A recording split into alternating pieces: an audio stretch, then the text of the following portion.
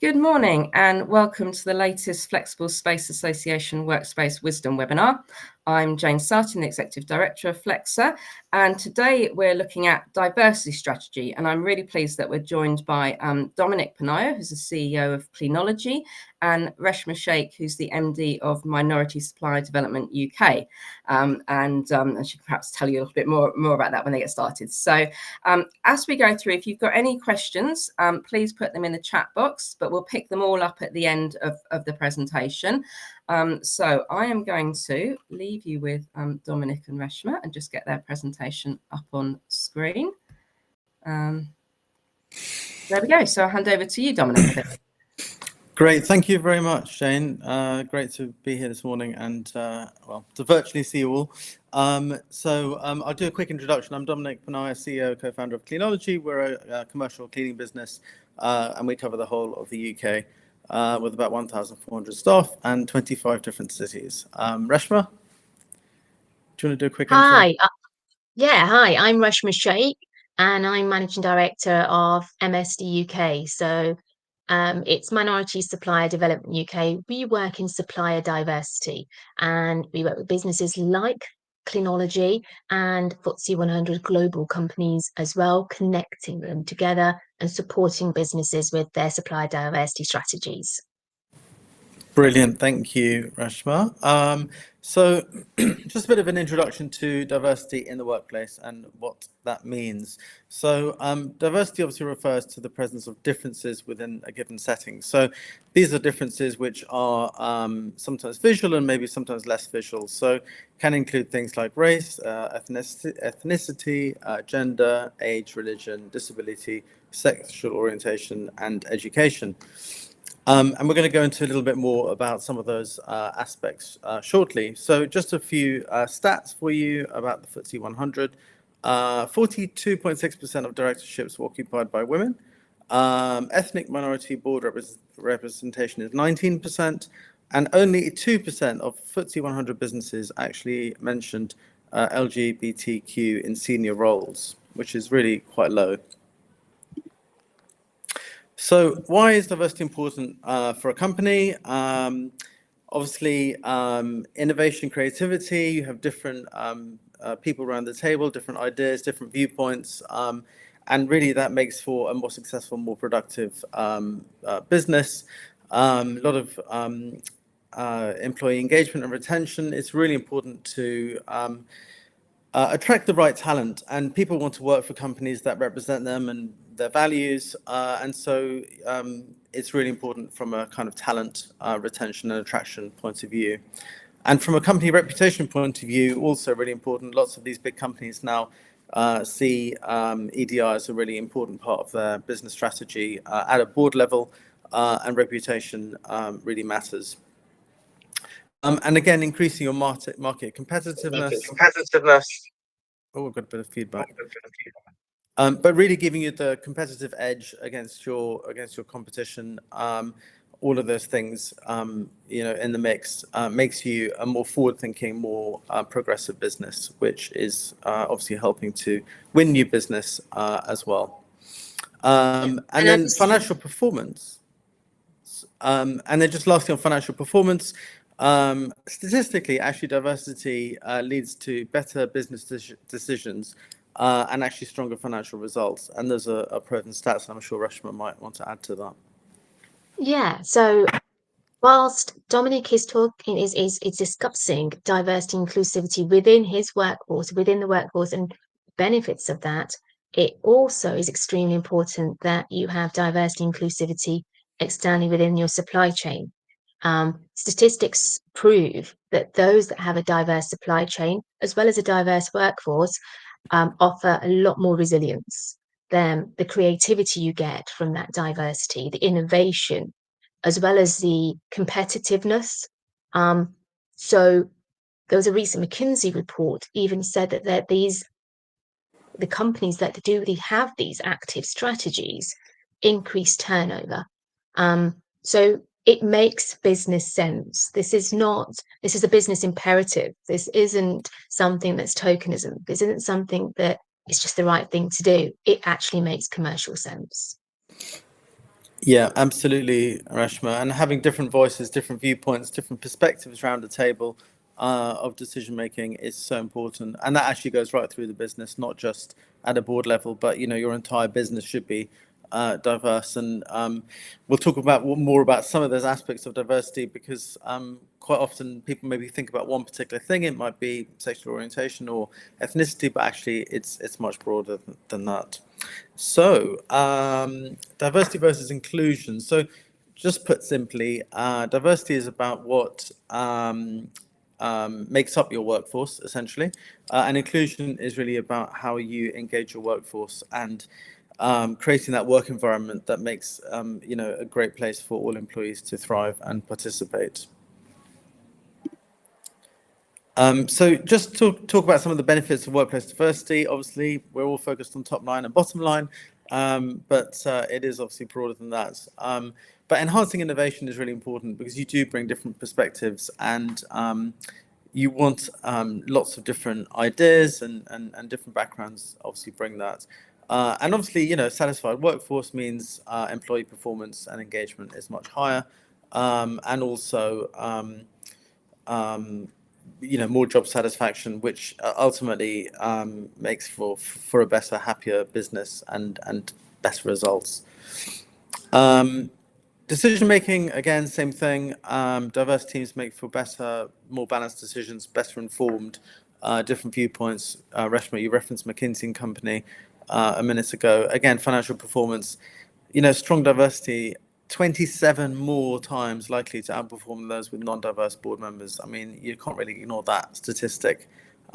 You're absolutely right, Reshma. It's a business essential and not a nice to have. It just makes commercial sense. I don't know if you want to add anything to that on the benefits. As a former business owner as well, what I can say, you can have a diverse workforce, but if they don't feel inclusive, it's not going to work. And you can have an inclusive workforce, but if it's not diverse, you're not going to get the benefits of it. So both diversity and inclusivity work hand in hand. And the work that Cleanology are doing in this area is phenomenal, and it's great. They practice what they preach. But a number of the corporates that I work with, that the Cushman & Wakefields, the JLLs, and the CBREs, they are also taking this very, very seriously, both in their supply chain, but also within their workforce. Yeah, that's really interesting, actually. And you deal obviously a lot with suppliers, procurement, decision makers, and I know that you're seeing this as like an absolutely key now part of business, up there with sustainability and fair pay and those issues as well. So just moving on, what are the common challenges in creating a diverse workforce? Because it's not easy to do that, easy to say, much harder to do. So unconscious bias is a big one, and this can affect the recruitment process, promotions, and workplace culture.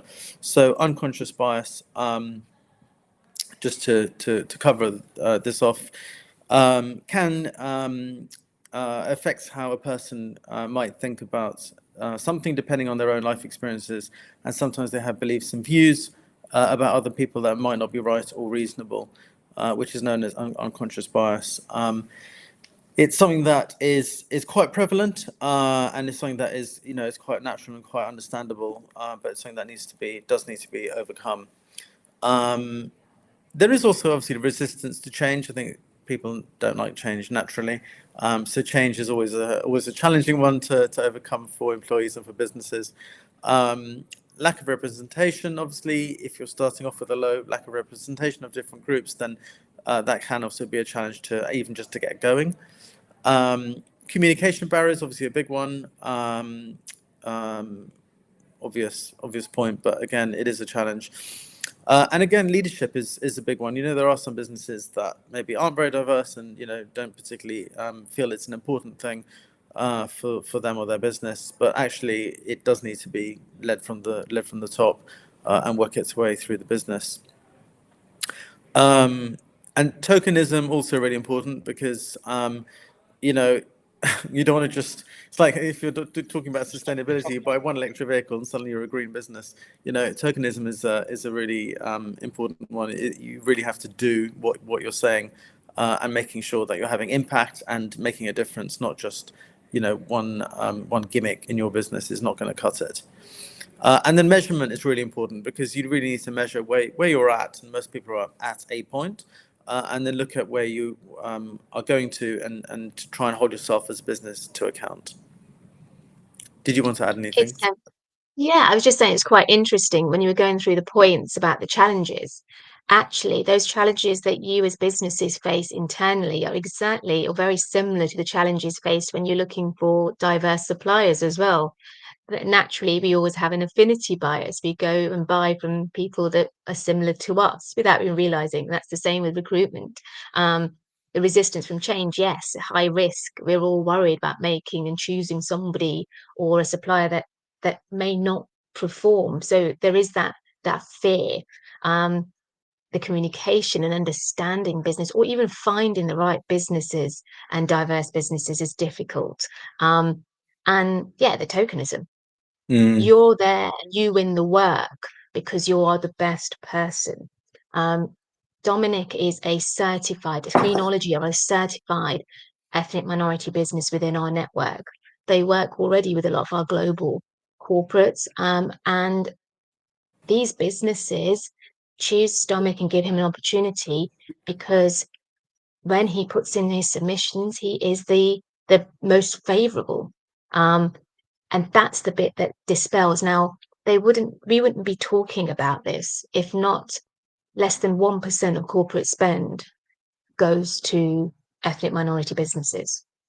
So less than 1% of corporate spend goes to minority businesses, yet 1 in 4 people you meet in the UK defines themselves as that. It's massive missed opportunity. And equally for diverse workforces and diverse businesses, there's a massive missed opportunity on the basis that they're not aspiring because they feel they weren't going to get through. So it's missed opportunities on both sides. And measurements and accountability, yeah, benchmarking is important. You've got to do that, both sides. Once you start monitoring yourself, you'll see the rewards. And just a quick stat for you. Obviously, women in FM and tech sector is very low, and only 3% Black executives hold 3% of management positions in finance. So there are some sectors that are worse than others. I think, Reshma, you'll know the sectors that are the most challenging, but I know from a cleaning FM point of view, it is a challenge. Diversity, 100%, if you go to any of the industry events. So strategies for fostering diversity. So some of the strategies include obviously inclusive recruitment practices. Now, that is quite a complicated area. So that means, just as some examples, you can have diverse hiring panels. You could do more targeted outreach and blind recruitment, where you don't ask for names or certain information, and you do it purely based on the CV and the experience. Again, these things are challenging, and obviously change is challenging to implement, but recruitment processes are really important. So HR do play a big role in this. Again, widening candidate pools, and things like flexible working arrangements to encourage more stay-at-home parents to get involved in the workforce. Obviously, mothers and fathers who maybe want to spend more time with their kids and families as well. Anti-discrimination harassment policy is really important, and the training and education piece as well. Again, encouraging people to understand unconscious bias. I don't think you could ever overtrain for these things. I think it's also something that you do not just once, but you do reminders and have regular refreshers. Cultural competence development as well. Mentorship and sponsorship programs are really useful as well as a tool. You can promote internal programs to support underrepresented groups, and something that we do is we have a big South American Spanish community, and we have a committee for them and do a lot of engagement with how they feel working in the business and what we can do to support them better as well. And inclusive leadership, encourage leadership styles that are participative, equitable, and culturally aware as well. Really important. Was there anything you wanted to add before we move on? No, just the fact that unless you've got a strategy and you implement it and incorporate it into your business, it's not going to work. So I second all the points Dominic says. Really immersing these particular strategies is what's going to support you in your business growth. Okay, and then celebrate diversity. It's something that we probably don't talk about enough generally as businesses. It's something that we do a lot of at Cleanology. We talk about things like Black History Month, International Women's Day. These are big days that are celebrated widely, but it's important to embrace it as a business and do events and use those opportunities to talk about these topics and educate people. So much of it is about education, and the more people understand and are exposed to what it actually means and how it works and how it implements them and how it affects them in a positive way, the more people will embrace it, and the stronger the diversity piece will be in your business. And it'll become less of a sort of chore, I suppose, and more of a, this is a business benefit, let's get behind it, this is amazing. And that's what we want people to kind of take away when we talk about these things as a business. And then you've got things like, traditional holidays and Diwali and those kind of occasions when you want to celebrate it. I know that during Ramadan we had a special arrangements made for some of our Muslim colleagues, and just to try and make them feel that actually we do acknowledge that they value their religion, and how can we support them and make them feel more comfortable as an employee and give them the support they needed during that period. So the feedback and the reception that we had was absolutely amazing. And okay, it's only I think about 4 employees in head office, but the difference it made to those 4 people was really significant. We also talk a lot about promoting pay equity. Obviously, we've got the gender pay gap, but it's also making sure that we do proper pay audits frequently and checking that employees are all paid equally and fairly. And then the unconscious bias training, I think that's a really key one. It's quite complicated, and I must say that it's something that I wasn't very au fait with until I kind of got into the detail of it. So I don't think you can ever understand or train or educate enough on any of this stuff, actually. Would you agree, Reshma? 100%. It's about celebrating our differences and understanding. And the more exposure you have, the more you understand, and that creates a great working environment. Yeah, absolutely. So yeah, creating an inclusive work environment. So just some of the ideas to help you create one. Inclusive communication. Obviously, communication is so important. You can never communicate enough. Regular, comments with teams, whether you do like a town hall or newsletters or, a quick email, however you do that in your business. Just keep doing it. Employee resource groups. Again, these are really useful to bring people together who have a particular interest in an area and can then really feed their views and their feedback into the business, and it gives them a real sense of belonging. So we have, as I mentioned, a South American group. We are running a Women in FM group, which Kate leads, our ESG director, and that's really important. And it's great to see that leadership and being pushed through the business and beyond. And obviously making sure the resources and support are there, at all times. Flexible work options really important. For example, parental leave.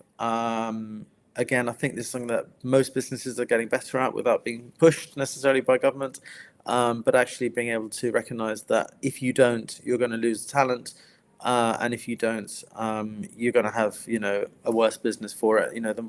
The more flexibility and the more kind of support you can give people, the better, for you, you're more happy employees and more successful, better business. Obviously, equal opportunities, making sure everyone has the same access to the same opportunities. Internal promotion and progression, really important as well.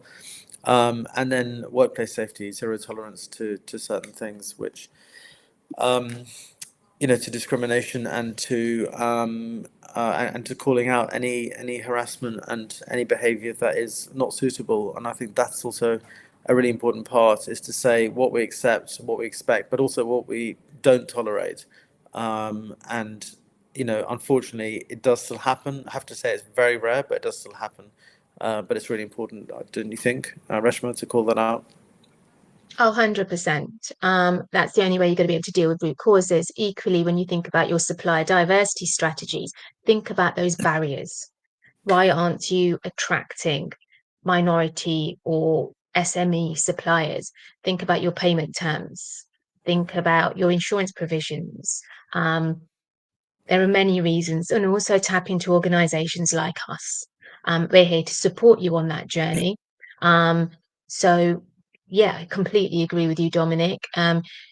This may all seem a lot of hard work and a lot of time, but overall it's invaluable, and equally, actually, it looks harder than it is. You have probably got a lot of gems internally who'd be very much interested in leading these particular workforce groups. Take advantage of that, because what you're doing is then creating that inclusive environment that makes people feel welcomed. Yeah, it's a really good idea. Engage with people and get them on the journey and get them involved and being part of the development of those policies if you haven't already got them. Because that inclusive piece is so important. If you bring people on with you on the journey, it makes it so much easier than imposing things from the top down. So yeah, I would absolutely second that, to get people involved at an early stage as well. So measurement we talked about earlier, really important to measure how you are doing as a business and are you going in the right direction. So how do you measure success? Well, look, set some goals. You don't have to set an unrealistic goal, but set a goal, because I think that's important to track where you're heading, and get feedback from people and talk to people and find out, do you feel that you're working for a diverse business? Are they doing the right things? What else could we do as a business to be better at this? So, whether you have a target, you could say, you want a goal to increase the number of women in senior leadership, to 40% within 3 years, for example.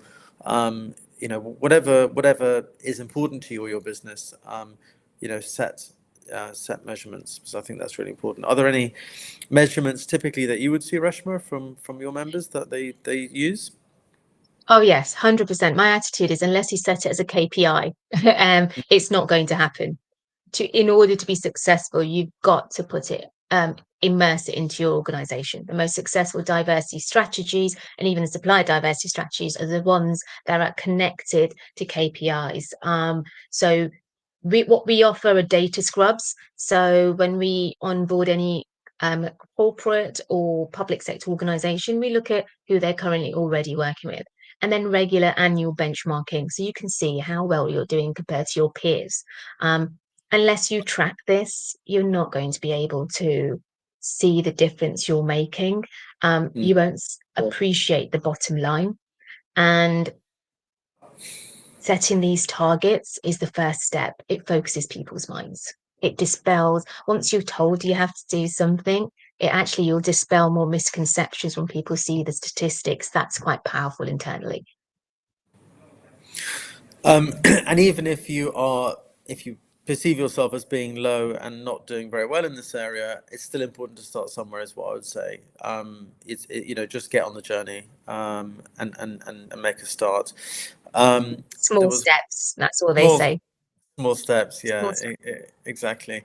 And hiring stats are a really good one, a really good measurement as well. But you do want to have tangible, measurable data. And employee engagement is probably the most important, really. What do employees think and feel, and do they see do they perceive a difference? Okay. So who are MSD UK? Well, who could better answer that better than Reshma? So in terms of MSD UK, so we act as a bridge. We're an advocacy body. We work with ethnic minority businesses, connecting them to the corporate world. Why are we here? We're here because less than 1% of corporate spend goes to minority businesses. We're not the only advocacy group. There are advocacy groups that work with veterans and women-owned businesses, people from the LGBTQ community, as well as people with disabilities and social enterprises. We all work in collaboration, but each of our different advocacy, our groups, minority groups, have different barriers to entry, and hence the reason why we're separate in terms of the certification. We're the only certification body in the UK. We work with more than 120 corporate organizations, and we have a database of diverse suppliers who we support by way of programs, by way of events like this, as well as regular catch-ups to discuss recent trends, etc. So we're here to support. We've been doing this more than 20 years. It's not a new trend or a fad. It's something that has been a business imperative for a very, very long time. This is de-risking your supply chain, and we support you to do that. And that's us in a bit of a whistle-top tour. If you want any further information, feel free to Google us. We're www.msduk.org.uk. Thank you, Reshma. And as someone that works with you and your organisation, I think you do a wonderful job. And for us, it's been very valuable to connect with some amazing businesses, like JLL, CBRE, Amazon, etc. And an amazing conference you put on a couple of weeks ago. So thank you for that. I know you're still recovering from the the work involved. It was the largest ethnic minority supplier diversity conference in Europe, and it was also showcased on BBC World News and 17 other channels. It's something that's very important, and it was quite groundbreaking as well this year. So thank you for being part of it, Cleanology. No, not at all. And it was amazing. And, literally people flying in from all over the world to be there. So really, really impressive. Well done. So yeah, just a bit of about us as a business and our diversity. We have a very diverse leadership team. We've got a strong female representation, ethnically diverse. We have Stephen, who's Scottish, and Anthony, who's Irish. So a real mixture, South African, and a whole range. So really, really lovely, diverse team. Let's find my click up. So EDI, we 96% of our staff agree that Cleanology is fully dedicated to diversity and inclusion, which is a really, really high stat. We're really proud of that. We do work with MSD UK and an amazing organisation.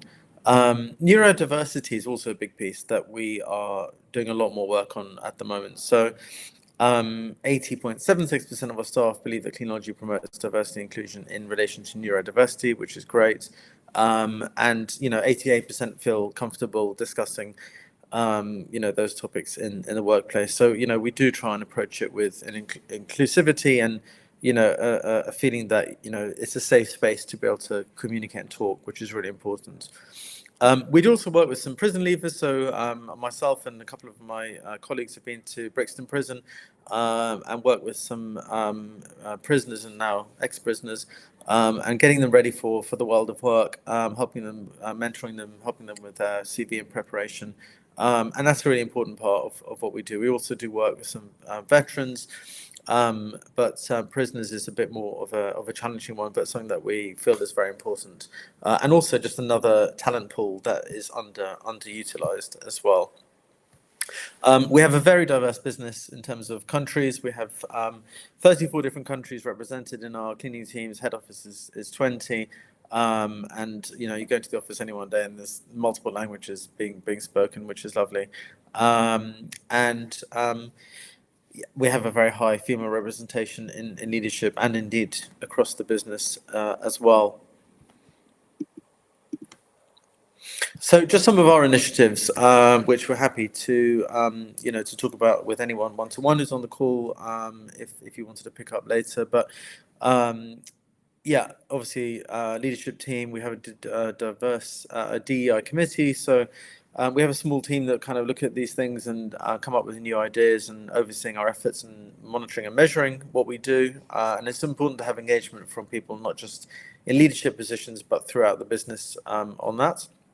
We also offer free English language classes. So a lot of people start with us, they speak very little English, and we try and support them by giving them a bit more confidence. It's a great value added thing for their employment, which they wouldn't get anywhere else. And they absolutely love it, really appreciate that we offer that. We have Joanna, who's our mental health first aider, and obviously offer a counselling line for mental health, which is, again, something that we, especially during COVID, we really emphasise to people to use. And we do celebrate, multiculturalism, big, festivals and events for different religions and groups, and it's about celebration of that diversity. We have the resource groups for people, so if they're from a particular group or speak a particular language, then we have resources available for them to use. Mentoring and coaching is a really important thing that we do as well, just giving people professional guidance and development and supporting people on their journey through work. Talent acquisition, we kind of actively seek, talent from different communities. Mentioned the prisoners, just trying to get different groups into the business and trying to really mix it up a bit. And we do open, we're very honest and open, and open door policy in terms of dialogue and feedback, and try and encourage people to come forward with any ideas and comms, and creating that safe space feeling.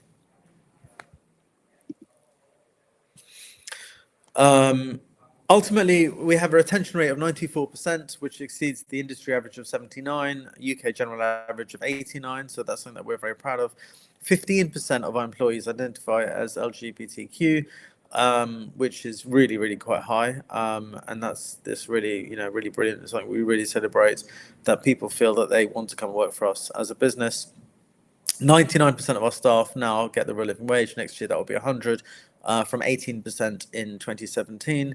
I'm also co-chair of the leadership group at the Living Wage Foundation, and push that not just in our business but through the industry, and encourage a race to the top as opposed to a race to the bottom. And again, we're certified members of MSD UK, which is really important, promoting a more diverse supply chain.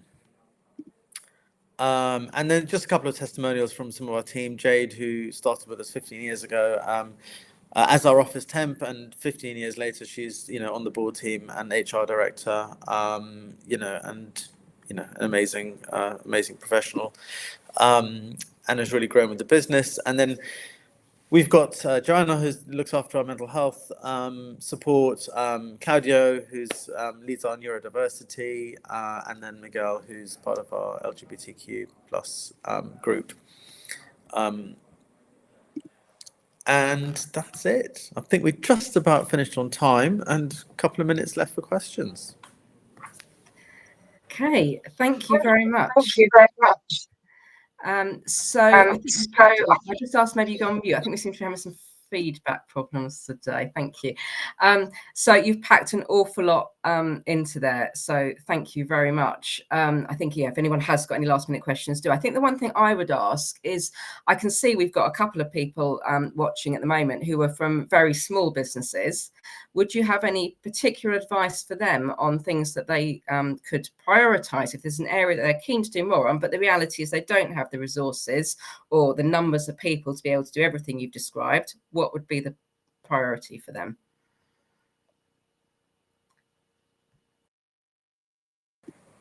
Reshma, do you want to answer, or shall I pick it up? Shall I go, as I'm off mute?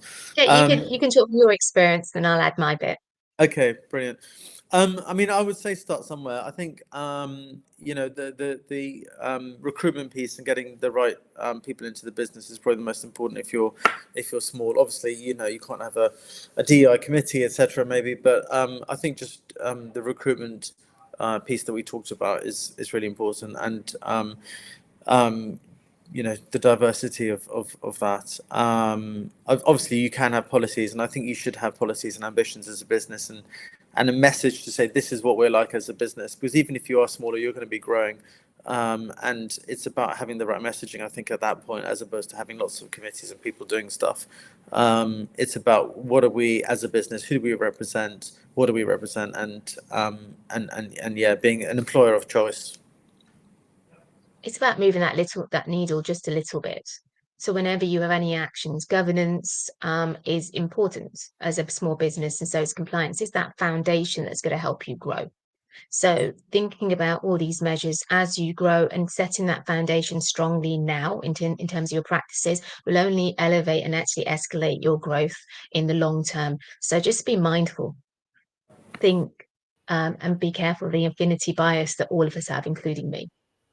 Okay, thank you. So we've got a question that's come in. What would you do if you had resistance on the leadership board? Now, Dominic, you are the leadership, so I'm not. It's maybe a slightly difficult question. I mean, but can you offer any advice on that? So I'm just unmuting myself. Yeah, I mean that is a challenge if you get resistance. I think if you get resistance from the top, I would say move down and a level and try and get colleagues together and talk to other people in the business, because quite often leaders are very busy, they're doing lots of things, they're trying to manage their business, and for many of them it's probably not a priority, if I'm honest. A lot of them are busy, focused on the day-to-day. That's not to say that they may not be interested or don't care about this as a topic. So I would say don't give up and don't then not do anything, but I would say maybe take it away as a piece of work on it, get some colleagues together and try and come up with your own sort of strategy, and then go back and present that to the leadership and almost do the work for them so they don't have to think about it or worry about it. Because then, there's nothing better than somebody presents you something and say, what do you think about this? We've done this piece of work, it's really important, the whole business is behind it, can you sign it off? Which is probably a bit of a radical thing to say, and leaders might kill me for saying it, but that's what I would probably do. That's what I would appreciate. Well, as a leader, I completely agree with Dominic. Tell me what the ROI is. What is my return on investment? Tell me the business case, and you'll get my attention immediately. As Dominic says, we are busy. Sometimes it's not resistance, it's just having the time to prioritize, to make it a priority. Do that research beforehand. The most successful diversity strategies are the ones that get leadership support. So in order to make this work, it's imperative. And difference of opinion is good. That's what grows businesses. We're all thinking about the greater cause. Debate, communication, educate. That's what I would say. Okay, thank you. Yes, and I guess this is a good start. There's lots of information that's been covered this morning, and it's so getting hold of that. I think the other comment, comment that has come in is probably a bit more of a comment around hiring. I mean, I guess that is the first step in terms of increasing diversity of any teams. So I'm not sure that's a question as such. But anything else you want to add on the hiring process for very small organisations? Yeah, just reading that comment. Who we hire from, who's available. I mean, to be honest, we don't. There's no. I mean, bizarrely, there's no kind of like magic, I suppose, in terms of our hiring. We don't. We don't operate with quotas and things like that, if that makes sense. But what we do is to say this is us as a business. And I think, you attract like-minded people. So if you promote yourself as a diverse business who's embracing and, engages, then you're going to get, like-minded people applying. And I often talk to people applying and say, why do you want to work here? And they go, because we believe in your values and we want to work with a company that's sustainable and that does the right thing and so on. And, this comment, it kind of just confirms that really, that, we've got a small team, 20 years, but we're very diverse, which is great. And obviously, you're attracting diverse people through the good stuff that you're doing. So yeah, sometimes it is just about being who you are, and then you'll get the right talent coming to you, I think. Is that right, Reshma?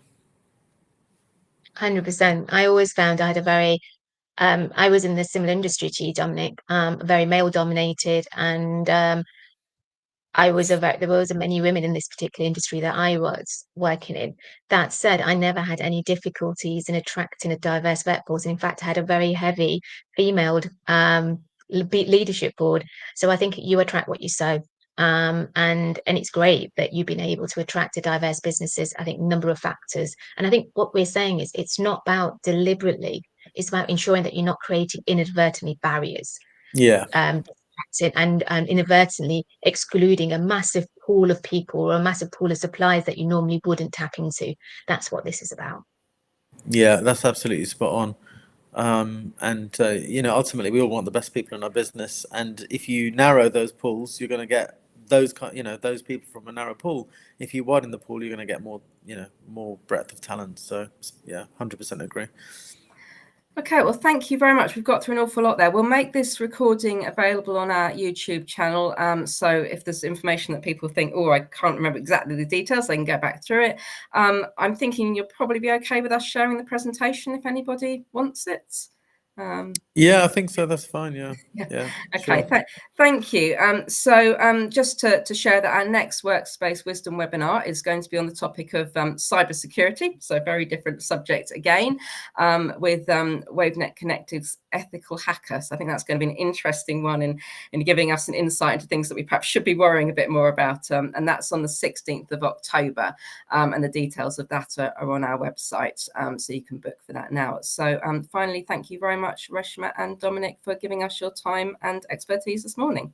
Thank you. Pleasure. Thank you.